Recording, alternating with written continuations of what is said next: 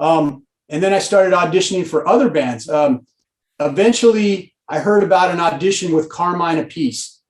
He was down at Pasha Studios, where Quiet Riot had gotten their big deal and gotten all famous. And he was there looking for a blonde-haired guitar player.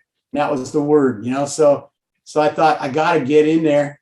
I don't know anyone that I can say, recommended me. So I just used my rock and roll hustle, which is what I was talking about earlier, that boldness, you just got to get it.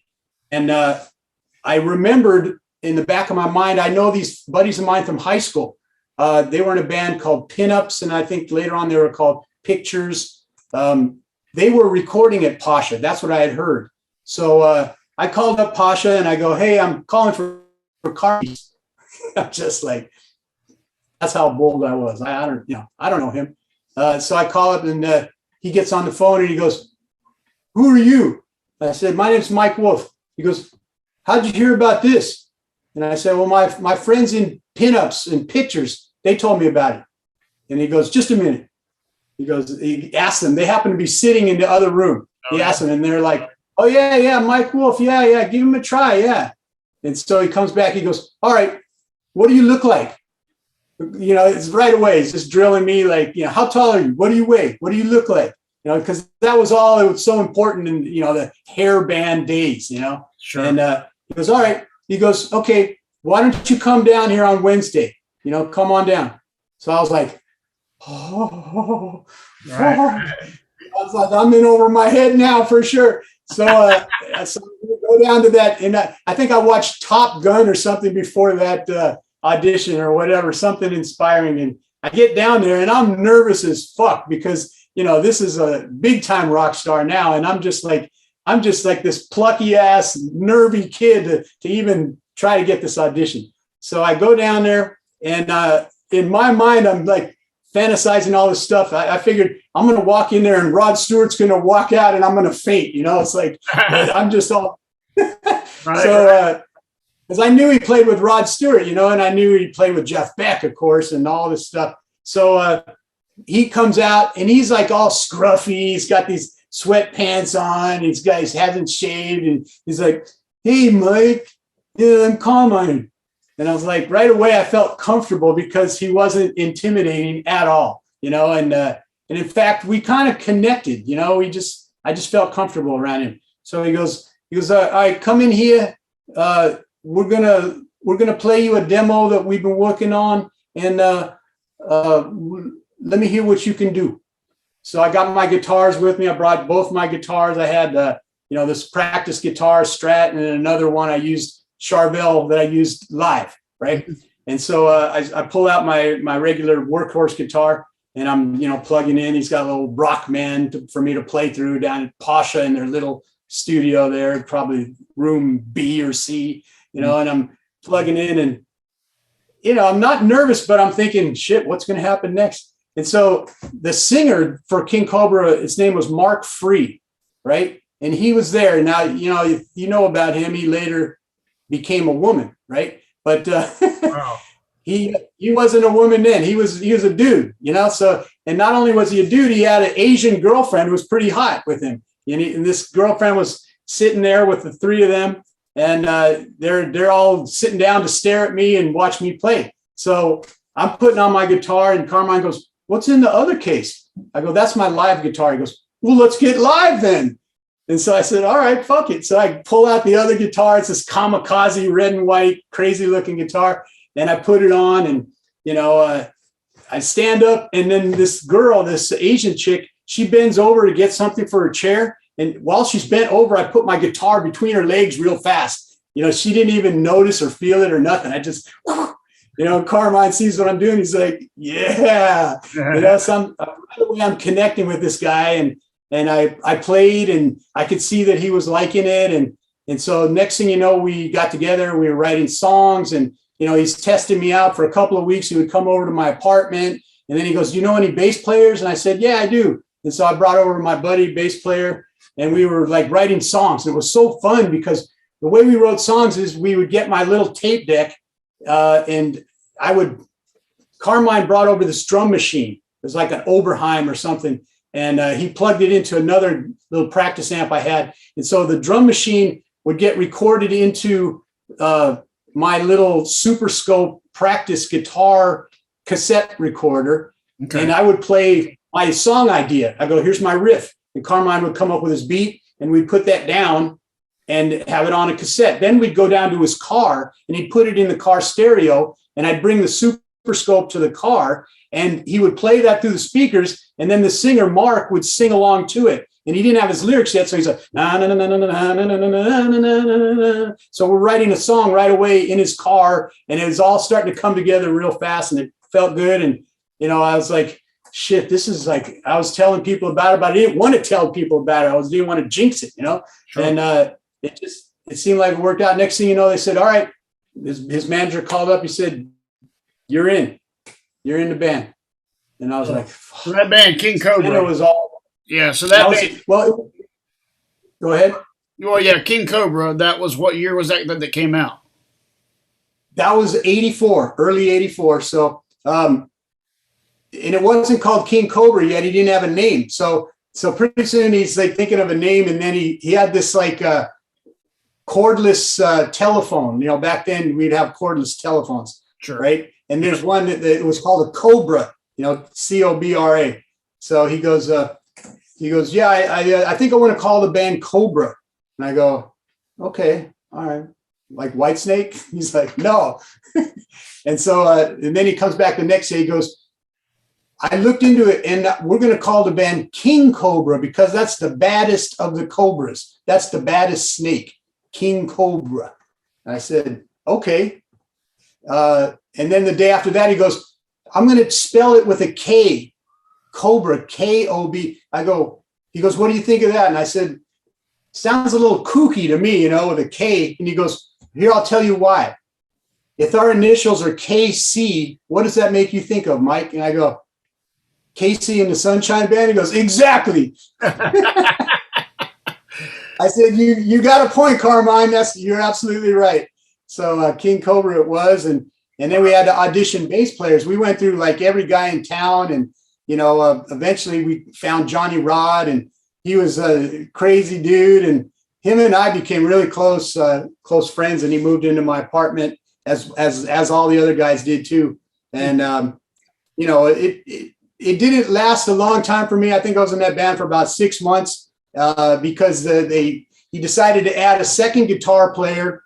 And that guy, he was very competitive and kind of like, against me, very like trying to take over sort of guy. And next thing you know, there was a political struggle that I lost, and I got kicked out.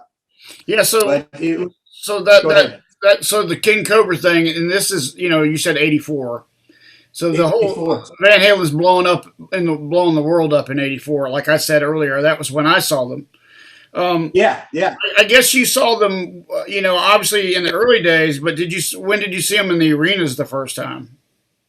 Well, I'm glad you asked that because that led to my next story. When I was in King Cobra, Carmine is like a totally connected rock star. I mean, really only to the musicians do we even know who Carmine Appice is. General public, they're like, who? But we know of all the big guys he's played with, right? Sure. But the thing with Carmine, and the thing we connected on personally, the two of us, is that he has that hustle. He knows how to make the phone call. He knows how to get in backstage anywhere. He knows how to use what he has to get anything. He survives on like pure music. He had instruction books out. He had everything. He's got a million hustles going at the same time. And I admired that about him. And I was kind of similar in the way I was. And that's how I eventually became a music business person with the studio thing. But Carmine took us to meet a lot of rock stars. The first guy we met was Ted Nugent. We saw him play at a club in Hollywood. And then we went back to his hotel room afterwards. And so we get to this hotel room, and Carmine's knocking on the door, and Ted comes to the door, and he goes, ooh, hey, Carmine, whoa, come on in. And so we get in there, and there's these two girls, two amazing looking chicks, quickly buttoning up their shirts, and I guess they were both, like there with Ted. Ted is just a wild man. And what I like about Ted is he is exactly the same in person as you see him on the videos, and he doesn't. It's not a fake personality at all. He is like that, 100%. That's him. So that was fun. And then here's the best story of all. Let me tell you that story though, because as you said Ted Nugent, and you're talking about Ted Nugent because I met him when I was a kid, and I got a great story about that too. It's very similar to your story.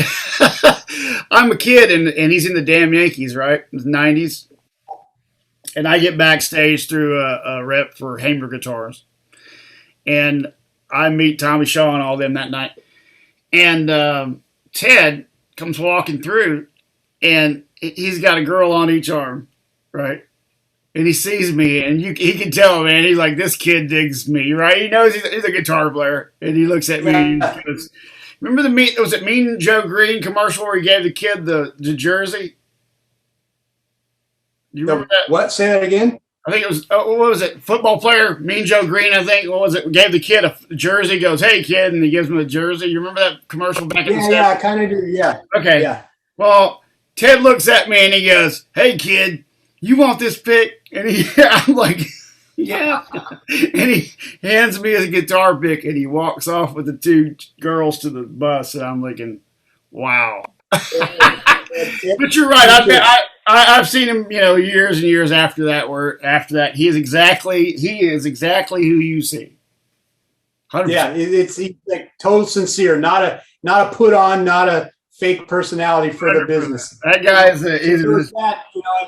So anyway, Carmine ended up taking us around town, showing us off as his new band, and the best story of all was Van Halen, of course. So what happens is that Van Halen are about to play at the Forum for the 1984 tour, right? That album had come out, and a lot of people had mixed feelings about that record because it was like a real departure.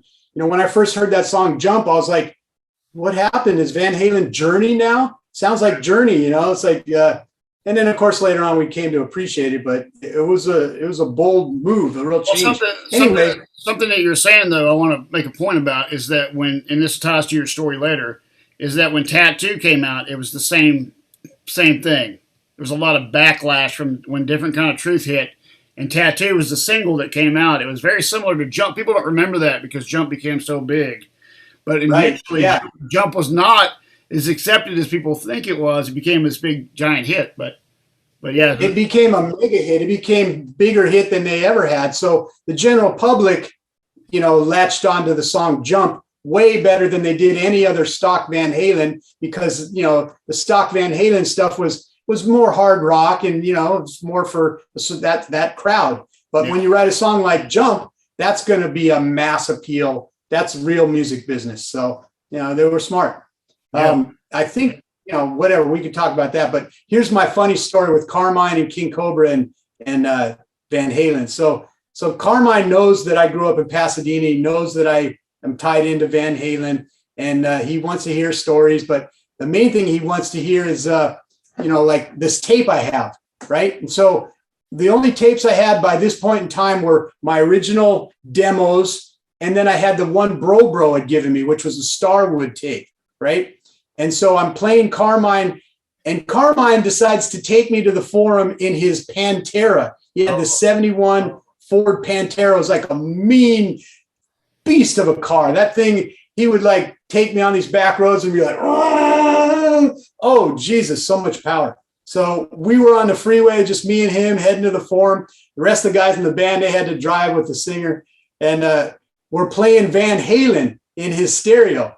And I'm playing the song, and then what comes up is "Let Me Swim," which is, an unreleased old thing. But really, it's a song by Cactus. And I wasn't even aware of this at the time. But, of course, Carmine's aware of it because he's in Cactus, That's his band. Right. Where he hears, the "Let Me Swim," and he's like, he's like, "That's my song." What the fuck? And so then we're backstage. We're backstage, and we got all our different cloth passes, and we don't have a laminate pass, but we got all these other access passes. And the LA Forum's like the major venue to get in, and you got 6 different levels of access. So we walk down to where the dressing room is after the show, and I'm there with the other guitar player, with Mark Freed. We didn't even have Johnny Rod yet, and myself and Carmine. So Carmine, he just uses his pizzazz and immediately gets the guy in the door to let him in, even though he doesn't have a laminate pass. And he kind of says, okay, guys, work it out. In other words, use your talents to get in. And that's like the talents I'm talking about. These other guys, they're from out of town. They didn't grow up around here. They don't know how to sneak in backstage. So me and the singer, we're like trying to work it out. Like he sees a guy walking in, he goes, hey, and then the guy just brushes him off. I see someone else and I'm like a little better at it. And next thing you know, this guy says, he's with me. And we get backstage and the singer's going, Mike, wait, get me in. And I said, well, bye. So it's competitive like that. It's like you get left behind if you don't ride the train. So anyway, I walk in backstage. First thing I see is Eddie Van Halen. He's off by himself, swigging a bottle of, I think it's Stoli, straight out of the bottle, just drinking a giant bottle of vodka, and he's all sweaty and everything. And I'm thinking, fuck. Next hall, I look down, there's David Lee Roth. He's surrounded by a whole circle of people. He's got this towel around his neck. He's all sweaty. He's like, la, la, la, just being David Lee Roth. And I'm like, okay, where's Carmine? So I'm looking around. I go in this other dressing room. There's Alex, Michael, Carmine, and a bunch of beers. And they're standing around, passing around a joint, right? And Carmine goes, hey, Mikey, come in here. Come on in. And he introduces me. He goes, hey, Alex, this is my new guitar player, Mike Wolf. And I said, hey, Al, I told him this story. Remember, I hired you guys back then? And he goes, you were the dudes that tried to rip us off. But anyway, we're like, smoking a joint and Michael's there with us. And I'm just on top of the world, right? We're just talking rock and roll. But Carmine's like, he's still a little mad about how he heard that, that Alex had and the whole band had like taken some of their Cactus ideas and maybe didn't say they were Cactus. And so Carmine's trying to teach Alex, he goes, hey, Al, I saw how you were spinning your sticks, man. You're doing it all wrong. And Alex is like, what? He looks up to Carmine. So he's like, what do you mean? And Alex had some sticks in his hands and Carmine grabs me and goes, let me show you. Carmine does it perfectly. He's like, and then Alex, and he hands them to Al, and Al's like, he's scared, he doesn't want to do it. So he just hands them to me. He goes, here you go. So, Carmine was trying to intimidate him because really in all truth, Carmine was jealous of Alex and how big they were. And, but he was also a little angry that they had copped some of his stuff. So it was funny watching that little dynamic, And right. So I got these drumsticks in my hand and, I put in my back pocket, whatever. So we hang out for like an hour. We're just shooting the breeze and getting high. And so then finally we walk back out. We get back out into the hallway and there's like the other guitar player and the singer going, thanks a lot, Mike. Thanks for getting us backstage. I'm like, hey, man, and then Carmine looks at me and he feels a little guilty that these guys got left out, right? Mm-hmm. But he realizes that they just don't have those same skills. So, but he wants to make them feel better. He goes, Mike, what are you doing with those sticks? I told you about asking rock stars for things. You don't ask for sticks. Come on. I've been trying to teach you better than that. So he's like trying to scold me in a fake way, and I go along with it because he's trying to make these other guys feel a little bit better, that they didn't get it. That was a funny. Yeah, there's a great story, and I'm not sure if it came from Greg's book or where it came from, but it just resonates about the Forum because there was a thing when early in the days when Gene Simmons was working with Van Halen, and Roth was trying to get in to see Kiss. Gene Simmons was courting the brothers, and they said, come on down to the Forum to see Kiss. And when Roth gets there, there's no pass for Roth, but there's passes for Eddie and Alex. That sounds so typical. So what happened was when Van Halen hit the top, Roth turned it around on Simmons. and did the same thing to him. Oh yeah, Roth will definitely do that. He'll remember that shit and he'll get back at you. Yeah. Well, that's funny. Gene Simmons was always trying to steal Edward, and he was always trying to steal other guitar players too. He wanted to replace Ace from way back. Yeah. Yeah. And he's not a nice guy about trying to carry your feelings. Right. He's not worried about your feelings. That's true. So after King Cobra, you get in the studio business and you're developing acts. I mean, tell me about that a little bit, and then how that leads up to this thing with Zappa, with Dweezil, Craig, and the things that we're going to talk about, these tapes that you have. All right. So yeah, good point to jump in there. So after I'm out of King Cobra, I get in some other bands, and we did pretty well. I was in a band called Rex Havoc. We got to record at A&M, and the singer kind of messed that up. I was in a number of bands. It was just like it was just getting tough, and then it was getting hard to play in the clubs because it was pay to play. It's like when Van Halen was in the clubs, they would get paid a couple $100 easily. By the time I was in the clubs, maybe you'd get $40. But as the 80s progressed on, there was more and more musicians that had piled into LA. And there was too many bands trying to play. So these promoters were like, okay, you sell the tickets to your friends. And if you can't sell them all, you got to buy them yourself or else you don't play here. And it started out like, oh, wow. First, it was like a couple $100. Then pretty soon it was like $800 to play the Whiskey. And if you tried to stand outside and sell those tickets, they had goons that would come out to kick your ass because you're taking away from their door sales. So it started getting like that. And I was getting pretty disgusted with the whole original band, club band thing. And meanwhile, I was really impressed with being in Pasha Studios and recording on that 2-inch 24 track and, the whole process. I thought, wow, this is so damn cool. This is what I want to do next. What did Pasha have for a board at the time? A Trident, or what were they using? We were in a smaller room with me, because I didn't get to play on the record. But they didn't really have that great of an English board. I think they had what was it?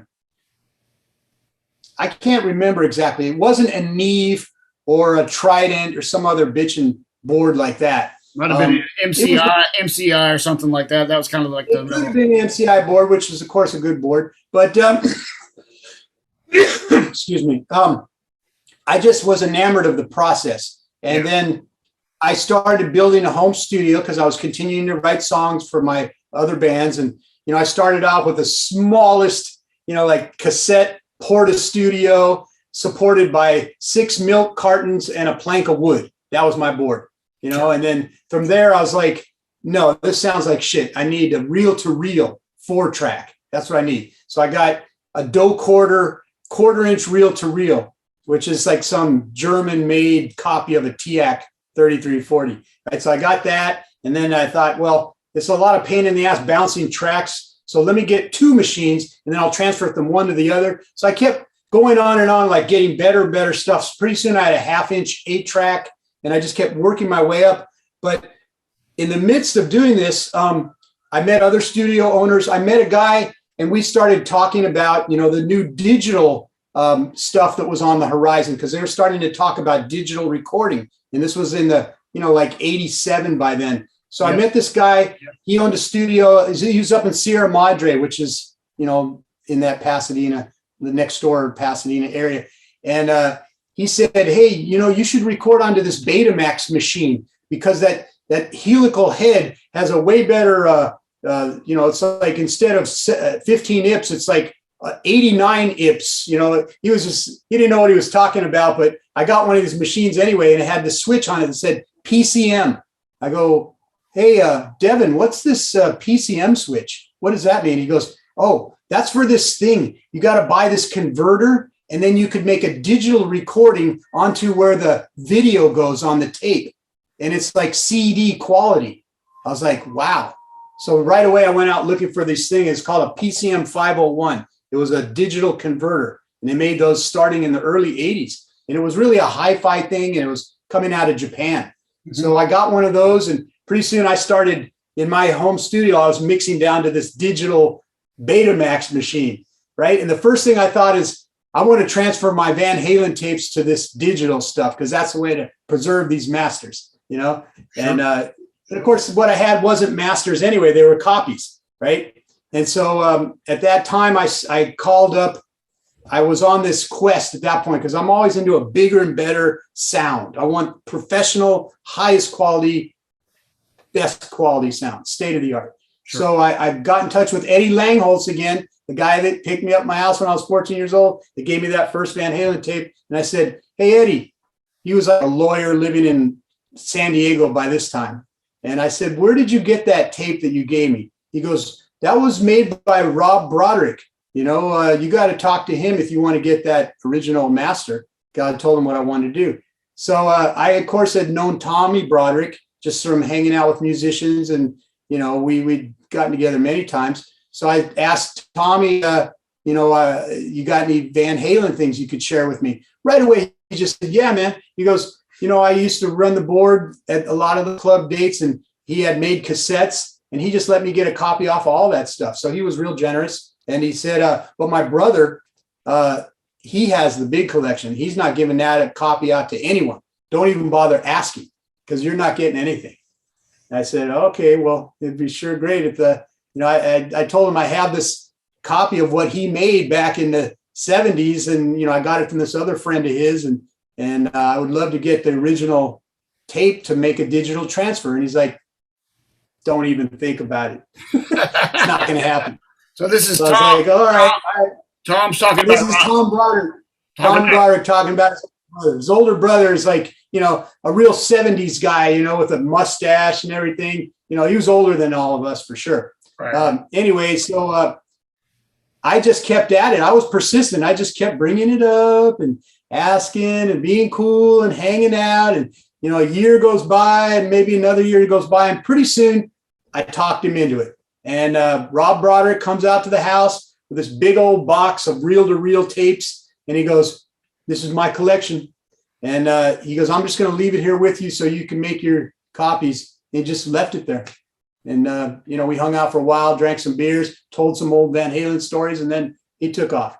So I went out immediately and rented the highest quality professional 1/4-inch reel-to-reel machine I could get. They had this Otari MX5050. I rented that, and I aligned it and everything. I put his tapes on, transferred them. But by this point, I had already moved up my digital scene as well, because the same guy that turned me on to this PCM 501, we had stayed in touch, and he said, you know, now out of Japan, they have these things called DATs, DAT tapes. And it's like a miniature Betamax, and they put the whole recording right on there. And you don't need the separate converter anymore. But you can't buy them here. And in fact, the music business made them illegal. Like, you know, CBS, they were worried that everyone was going to copy their CDs that they were making this profit bonanza on. So they said, we're going to forbid this to be imported into the United States. So the only way you could get them in was people would fly to Tokyo and just bring it back personally. And so there was a store in Santa Monica called the DAT store, and they sold these things for $2,000 each, you know, for this piece of hi-fi gear. And sure enough, me and that other guy bought one. And so I had a DAT machine, and I thought, okay, that's what I'm putting these Van Halen tapes on, a DAT.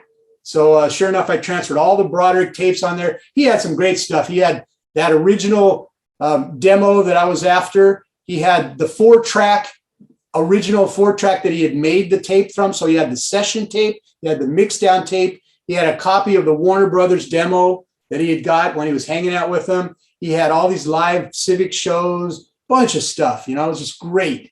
So I copied all of that, and I was really happy. And I was like making catalogs of every single thing I had and all the shows, where they were at, what the date was, the whole thing. And so I had this collection now, and I was real proud of it. And, you know, my friend Doug Anderson, I gave him some copies of that. In fact, I gave him pretty much copies of all of that. And my friend Tad, another guitar player buddy, Kurt James, he goes by. So we all were listening to this Van Halen stuff and loving life.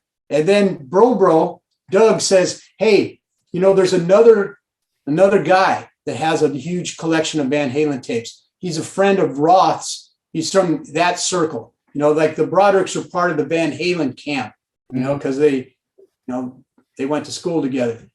And then there's the Roth camp. Now, the Roth camp was an interesting story because there was a guy that, a rich kid, they had lived in the Roth mansion before the Roth family lived there. Okay. The house on Bradford. And they sold the house to the Roth family. And apparently at this house was a garage.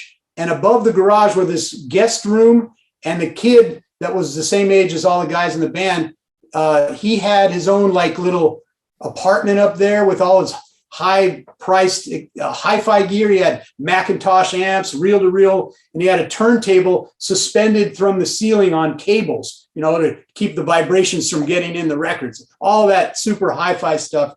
And so apparently this guy, his name was Pete, was allowed to keep that room there and live there, or maybe just hang out there, whatever it was, even after the Roths had moved in. So this guy Pete was there, and he became friends with Dave, and he was there to record a bunch of Van Halen shows, only in Pasadena. He never went out to any clubs, outside of Pasadena, but he recorded them at Pasadena City College. He recorded them at the Pasadena Civic a couple of times. And then he made these great reel-to-reel off-the-board recordings, right? But the way I found out about this guy, Pete, was through this other guy named Gary Nestle. And Gary Nestle was a guy in Pasadena that was also, friends with this Pete guy and David Lee Roth, and they were all the same age, and they knew each other from school. And Gary Nestle had his own radio station at KPCC, which was the city college, but he had his own weekly radio station where he'd play all this vintage stuff. And he worked at this record store called Poobah's, which is a super cool record store in Pasadena. They used to have all kinds of rare stuff and all the cool records and CDs. And so Gary Nestle worked there. And apparently Gary had a bunch of hi-fi gear and reel-to-reel recorders. And he had, with his friend Pete, recorded Van Halen and other bands as well. And Gary made a tape of Van Halen so early on. It was with Mark Stone on bass at the night that they played with Michael Anthony's band Snake. So he recorded all of Snake's set. He recorded all of Van Halen with Mark Stone. And this is the one that Craig flipped out on when I played it for him because it's super rare. This Van Halen early playing at PHS at the high school. So Gary had made this, and he made another recording of all 5 sets of them playing a dance somewhere, I think again at PHS. So he brought his hi-fi gear and he had these tapes and he was sitting on them. He wasn't giving out now that they were famous, he wasn't giving out copies to anyone, right? It was the same story. Sure. So Bro and I, we made it our mission to, like I had talked Rob Broderick into letting me finally get copies. We wanted to also talk Gary Nestle into letting me have copies. But now I had leverage because I could offer to trade the whole Broderick collection for his whole collection, which was equally substantial. So he used to hang out at this place in Pasadena called Burger Continental. That was on Lake Avenue. It was a real hangout for, local people and Caltech students. And it was just like insider local place. Mm-hmm. He was there every Wednesday or whatever it was. And Bro and I would go down and we'd hang out with his friends and eat the lunch. And, a whole year had gone by. We would bring up the Van Halen thing, but gently. And, it'd be cool. We could trade you. This collection is amazing. Finally, we talked him into it. He came over to my place and he says, you got to make me reel-to-reel copies of all this other stuff you have. And I said, happy to do it. So I rented that same Pro deck again, made him killer, high, like 15 IPs or 7.5 IPs, whatever he wanted, copies of the master tapes that I'd already assembled from the Broderick collection. And then I got his whole collection, which was great. I mean, just even much more rare and earlier stuff. And I copied all of his stuff to digital, made him the copies he wanted. He came back, picked up his tapes. Now I have this like super big collection. And it's great, right? And let me ask you this: there's a discussion with Craig that I had in the last episode about Mammoth. Because right after I posted that and he mentioned Mammoth, a couple of people came to me and like, we got to hear this. And I'm like, hey, I don't have it. It's not mine. I didn't know about it. but yeah, so there was some Mammoth, right? Now the Mammoth was not part of anything I had. That was something from way earlier, obviously. But Craig did have that, and Craig did share that with me. So I have it now. Okay, so you have you got it, and you know what it sounds like. I've heard it. I mean, Craig is a real pal to let me get a copy of that, and it's an amazing tape. You know, it's them playing very early on. They sound like a Black Sabbath-y kind of band. They play some Sabbath songs. Eddie's singing lead vocals, you know, and you can barely hear him. He's not that great of a singer. He's not bad, but he's kind of drowned out by the guitar, and he doesn't have a Marshall. You can hear it. It's some kind of Fender amp, and his style was totally different. Good, you know, just young. He's just a young guy, and it's well, there's that super rare. A Guitar Aficionado article that was written where they went and they showed the Fender Bandmaster, whatever it was that he had at the house. That apparently was the amp that he wrote a lot of the songs on when he was younger. So it was a combo.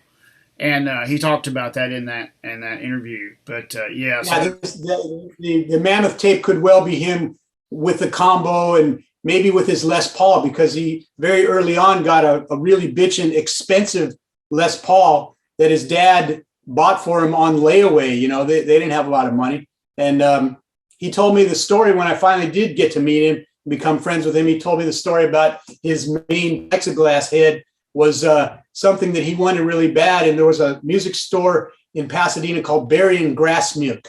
That was the name. And, you know, you'd go there for trumpet lessons or whatever. It was an old school music store.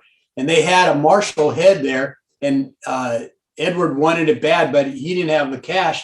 So he bought it on layaway. And he kept making his $15 a month payments. And eventually he was able to take it home.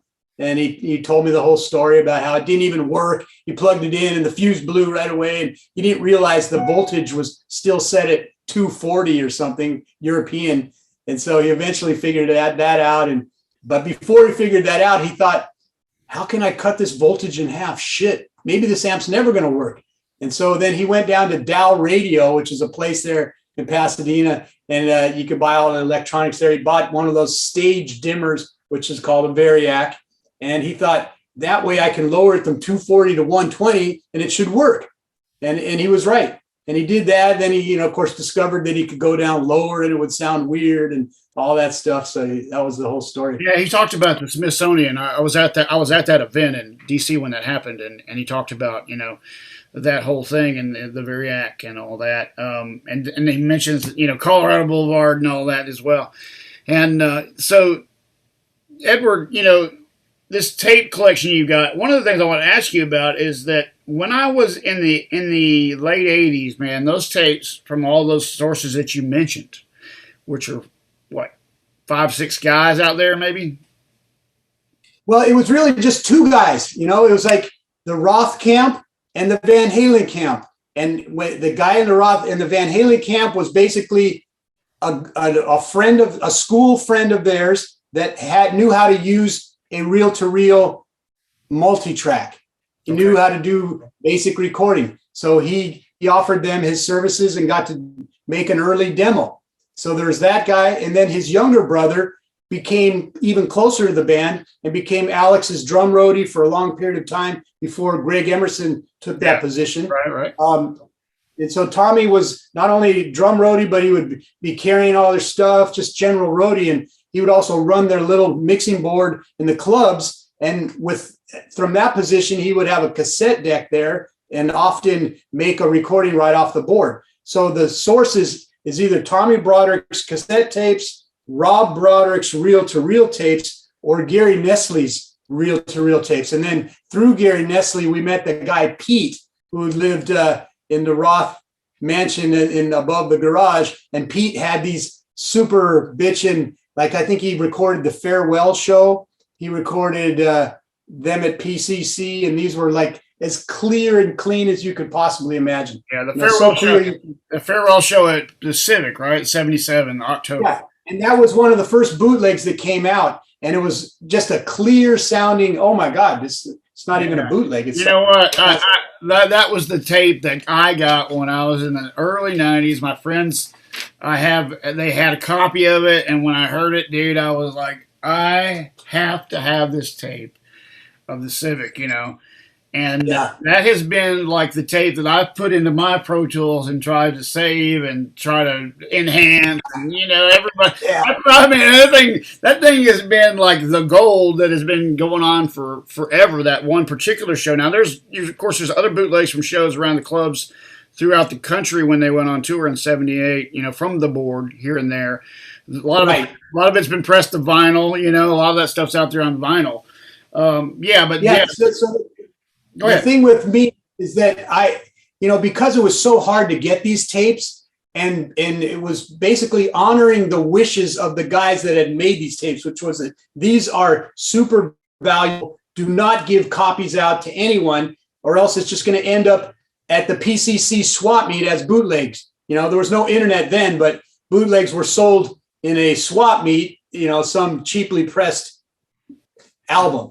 Right. So we didn't want our stuff to become that way, but you're just so happy that you get it, you want to share it with your friends, and pretty soon your friends are pressuring you. Well, I was like militant about not giving out copies, but Doug Bro, he got his own thing going on. He got this Van Halen museum he started, and pretty soon he started giving out copies a lot. And then you would see bootlegs appear of our stuff, and I was like, oh man, I shared pretty much. Yeah. And it's like, I'd shared almost all the stuff with him, but there was so much stuff that he didn't get a copy of everything. And pretty soon he started asking for copies of the stuff that, didn't get included. And I said, I'm not giving you any more copies, Doug, because you violated our rule here. It's like, these aren't going to be special anymore. Like we're like so blessed to have these tapes. And now you're just making them available to anyone. So I'm not giving out any more copies. It looks like 90% of it's out there already. So, the stuff that's all on the internet now and all those bootlegs, the majority of it all came from our tapes, Right. Which is what I was trying to get down to. Doug and I sorry to interrupt. Doug and I lost our friendship over that. He was really mad that I was being so strict about that. And, it was just, to me, it was like the principle of the matter. It's like, these are rare and these are valuable, and we are like not the direct inside guys we got them from, but we're like one circle outside of that. And if we just give these things out, it's like that erases all of that. So no, I held on to it, and Doug and I don't talk anymore for that very reason. And it's sad because I miss Doug. Yeah. I knew about the Van Halen Museum from the Van Halen DVD that came out that Jeff Hausman and the Van Halen store and those guys helped produce. And that's exactly who Doug was giving the stuff to. Jeff, way back when, I think Jeff had a magazine called The Insider, or something like that. Yeah. I'm pretty sure about that. Yeah, so that was the problem. So from your perspective, on this, I always felt like, just as a fan, that Van Halen was always holding back on us with this kind of stuff. I mean, this eventually gets out there, like you said. When you, I get the idea that it's valuable and that you want to keep it, but then there's everybody else in the world, like me, when we got the damn board tape off of the thing at Pasadena Civic, that it was like the greatest thing that ever happened to us, So I mean, yeah. So on both sides of the fence, I can see why you would want to protect it, and on the other side of the fence, why it's such a great thing for people to have. As we get into this a little more with the different kind of true stuff, you go from there where you're at with the tapes. You've got all this stuff now. You've collected it all. You've digitally transferred it all, and you end up in this situation with Craig that is an amazing situation where you end up with Edward. Right. So the way that happened is that, I had these tapes, I was guarding them and playing them for people that were interested in hearing them, but not giving out copies. So fast forward to, in like 1992, by then my home studio had really like evolved, and I got like an 8-track and a 16-track. I tied them together to make a 24-track, and pretty soon I was like, I want to have a fully professional studio. So I went and bought a studio for sale in Hollywood called the Music Box Recording Studio. And so that from 1992 on, I owned that until 1999. And Carmine and I stayed friends. I'd run into him at some backstage things or some rock and roll stuff or a NAMM show, or, we always maintained our friendship.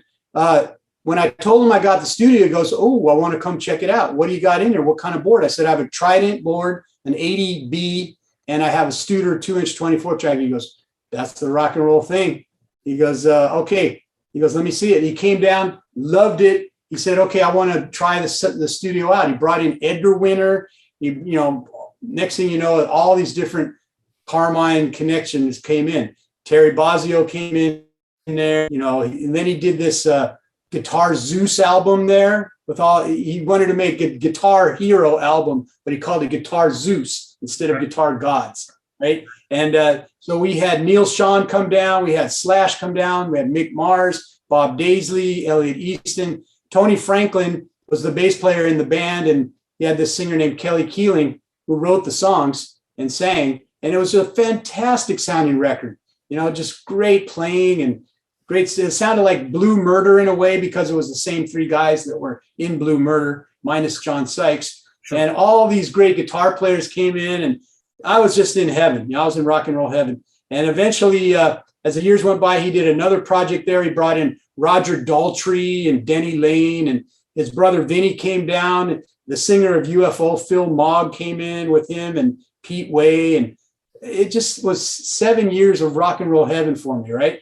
Mm-hmm. And then eventually I sold that studio in 1999, and I kind of stepped back for a bit, moved down to Santa Monica. And then, I tried working at some other jobs for a while. I didn't like it. And I thought, I got to get back in the studio. But everything had changed. It all gone digital. It's all Pro Tools now. No more 2-inch tape.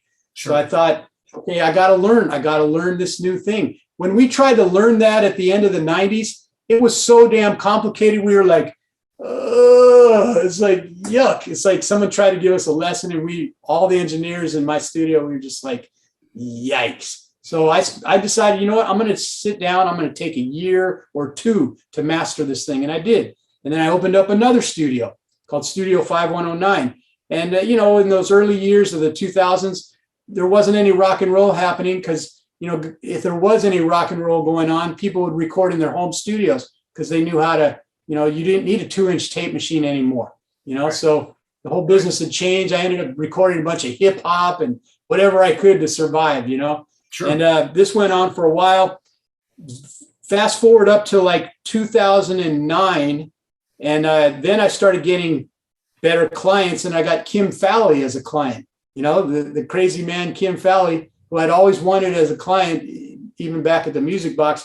He finally met me. We hit it off, and he called his place, my place, he called it his home base. And I recorded him like 3 days a week for about 5 years in a row.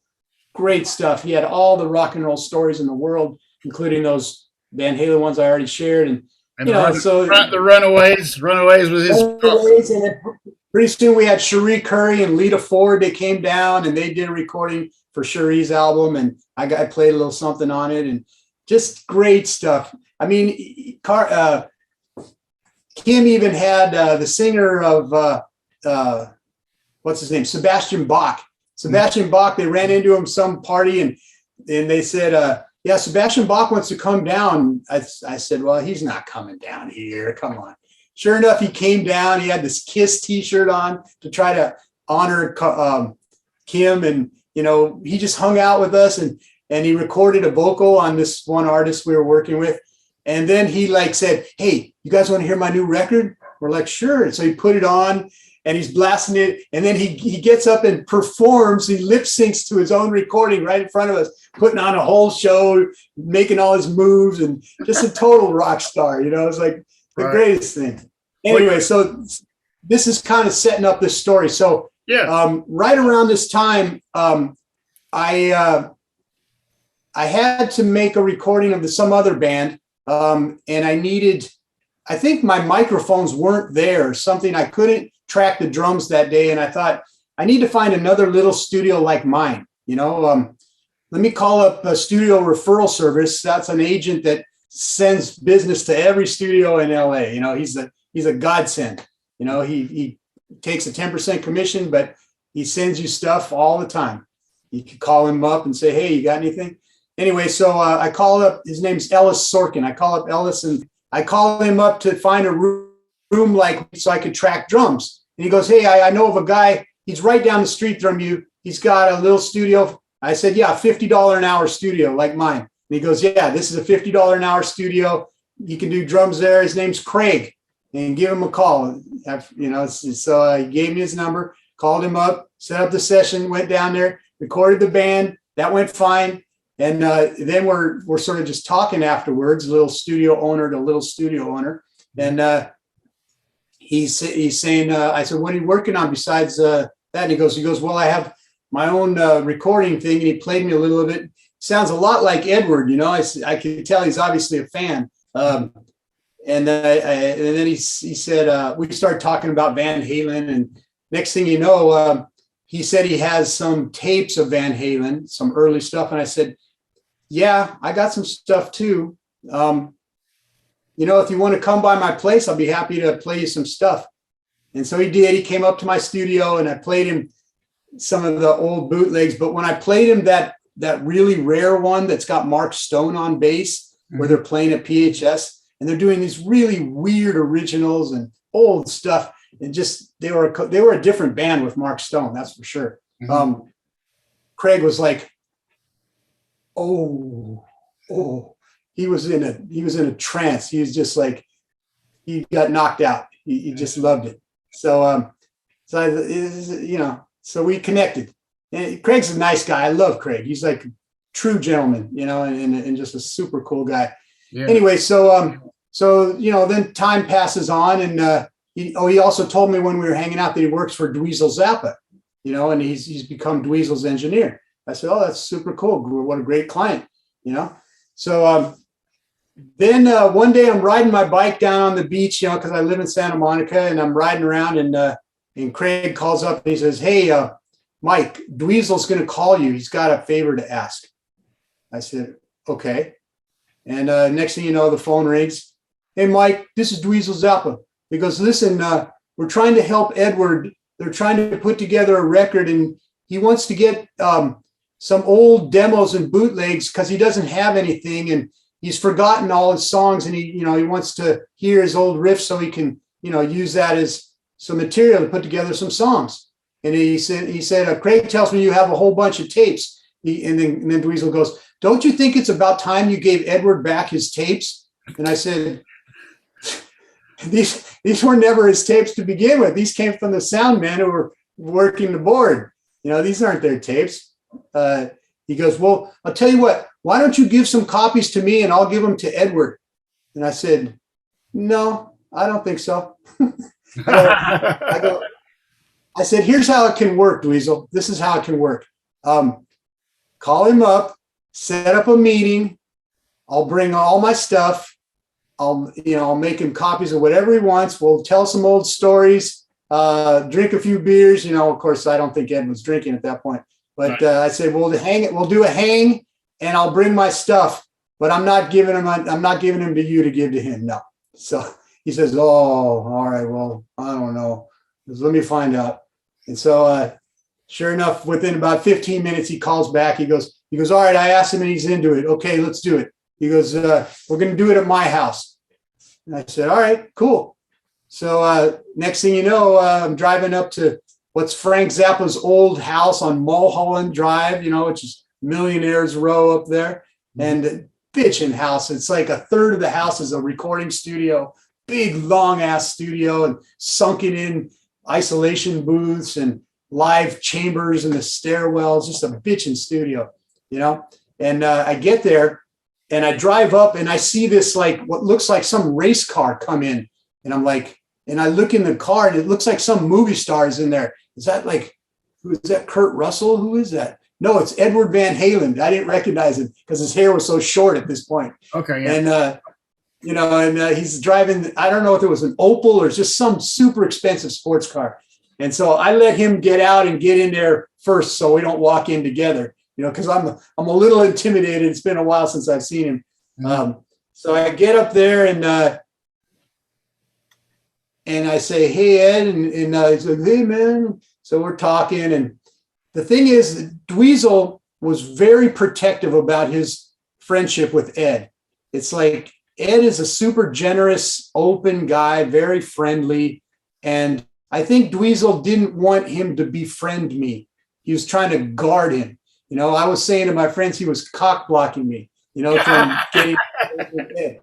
Because I would say something to Ed, like I go, Ed, remember that time at the sound chamber in passing? And then Dweezil would interrupt and go, hey, Ed, check out this new guitar. It sounds like a cello, man. He would just like interrupt me as much as he could and try to like keep control of that friendship, and he was just blocking me left and right. And there wasn't a lot I could do, but, well, I left a business card in this bag full of 10 different CDs I gave him of what I figured. Well, I know what he's after. He's after the cool unreleased originals, not a bunch of covers. I'm not going to give him the cover tapes. And so I gave him the best live and demo unreleased originals that I could find. And I figured that's what he wanted.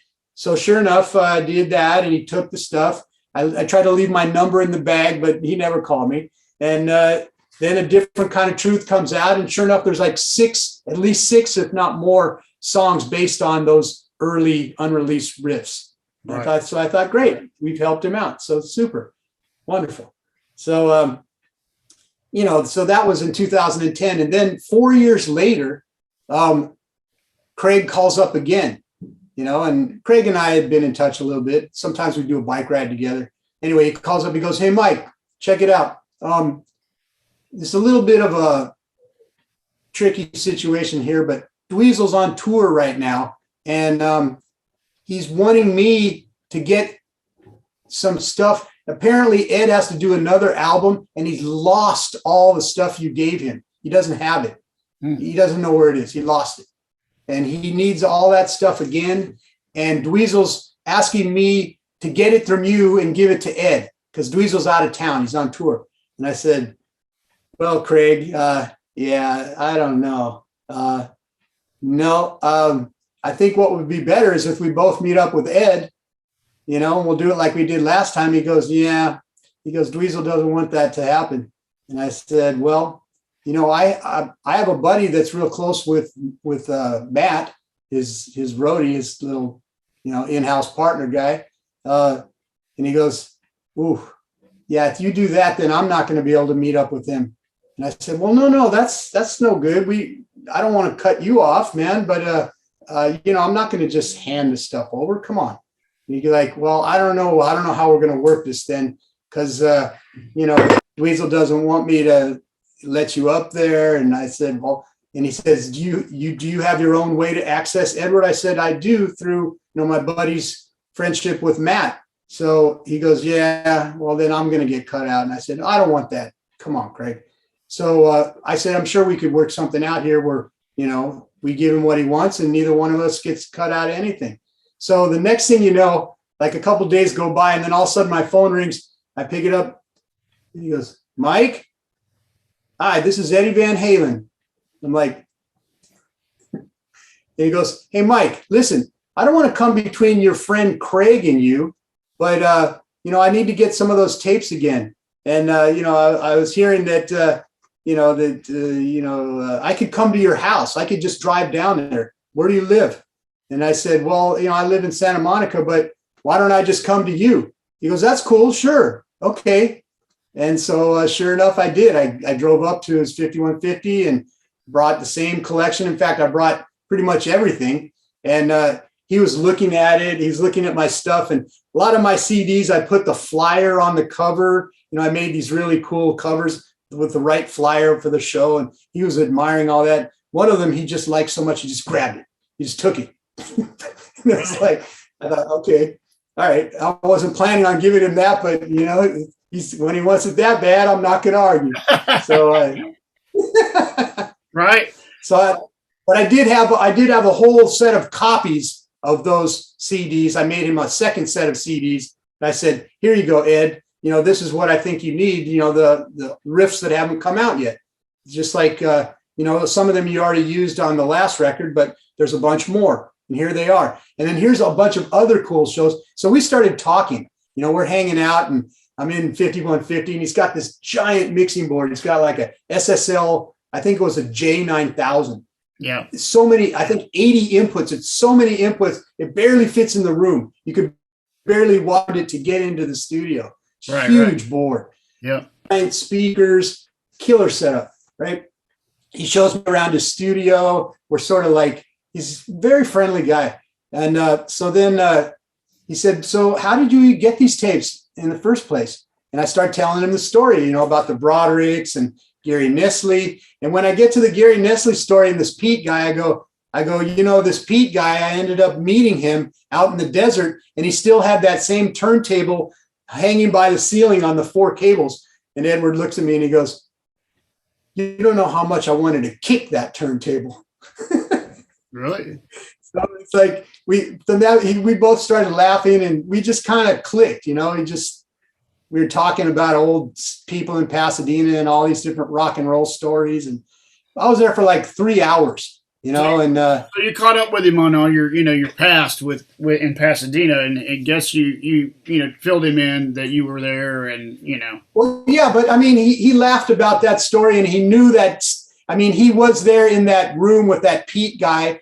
And I guess what I figured out later is that Pete was like Dave. He was a rich kid, and he had all this stuff, and Alex and him are not rich kids. And so they have that typical kind of discomfort around that. And so that, you know, he was just being real. So, you know, we just, you know, were talking, we clicked. So he immediately started telling me all of his troubles. He just started talking about, you know, what's going on with Dave, and how Dave doesn't want to record anything, and, you know, his voice and all these stories. And then he starts getting into Michael and Sammy and all these different stories. And we just went on. I mean, I was thinking, maybe you're telling me too much, man. I don't want to. Why, you know, it's like, why do you think, I mean, you know, from your perspective, Mike, you know, this is something I try to get from everybody that I talk to that has access to him like this.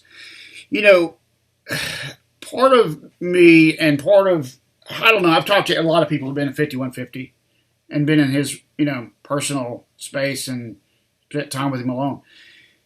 Do you feel like that he was, you know, he had to be kind of cut off because everywhere he went, he would be just hammered?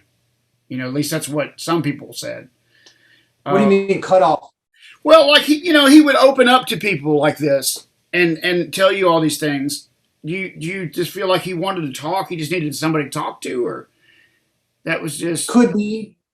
I also feel like that's just who he naturally was. Then, like, once he felt comfortable around someone, that he would hug you. You know, he was a big hugger kind of guy, and he was also very open. And when he felt comfortable around you, he would just start talking. Just, you know, here's what's going on. I'm dealing with this. I'm dealing with that. You know, Fender wants me to do this new thing, la, la, la. And just, you know, we're just bros, you know, just guitar player buddies hanging out. You know? Because, yeah, he had, I said that with Craig, you know, he had this, at least from what I gather from, you know, the people that I know that had the firsthand interaction, is that he had this way of disarming you from his legend.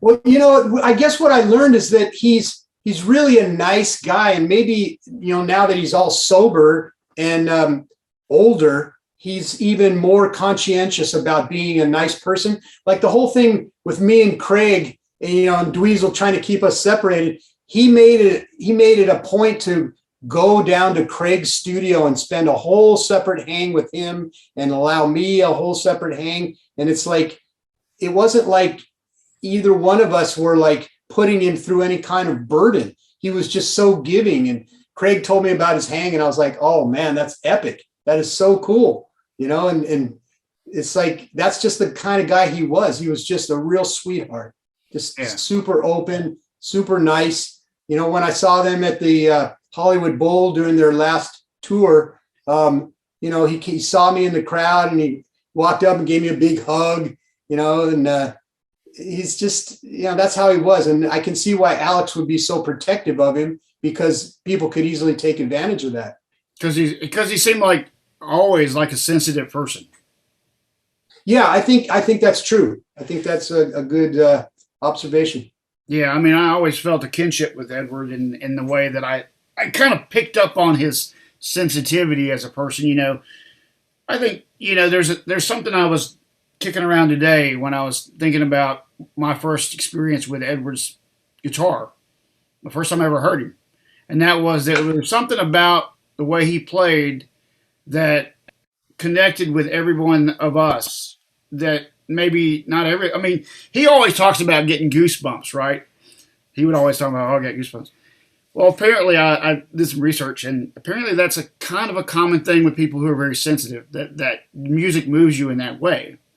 Absolutely. And so I think that this legion of fans, you and me included, we all kind of connect with this same feeling that he would emit, and we all loved him, maybe unconsciously, because he gave us that same thing, that juice or whatever it is. That's a great observation. I agree with you. Yeah. I mean, You could hear his personality in his playing, and he wasn't trying to be all, like Yngwie Malmsteen and try to say, I'm so great and here, blah, blah, blah, blah. He was just trying to make something that a kid would appreciate, and that was, like cool, but not ostentatious, that, yeah, I agree with you. He had a genuine thing. It was something that was real, that he admitted. Craig talked about it. I've always talked about it, but there's so these like this, just his vibe coming across on the TV for me was what did it. I watched the Don Kirshner's rock concert one night, and Unchained came on, and I saw his face for the first time. Because we didn't have a really good way. I mean, back then I didn't have any Van Halen albums. The first experience I had was seeing him on TV, and so the way that he emoted his pleasure while he was playing is what kind of got me. You know what I mean? He had I see what you're saying. Yeah, absolutely. I mean, Craig talked about watching his feet, which I thought was really interesting. Exactly. But it's like same thing with we were mentioning about Ted Nugent. 100% sincerity. No one's putting on the act in Van Halen. That's exactly, it's truth from the core all the way out to the edge. It's like, it's just real love of music, love of playing. Yeah, he was he was like you said, once you got in there and you were a musician, he loved that apparently. Yeah, I mean, it's not even that we connected on the musician level. It was more like the being a music business person in LA and talking about all the little things and the people and this situation and that. And, I ended up going up there like probably 6 different times, because he would have different tasks for me as he was trying to get this record together. And I didn't quite understand in the beginning that he wanted to put out the actual bootlegs as a record.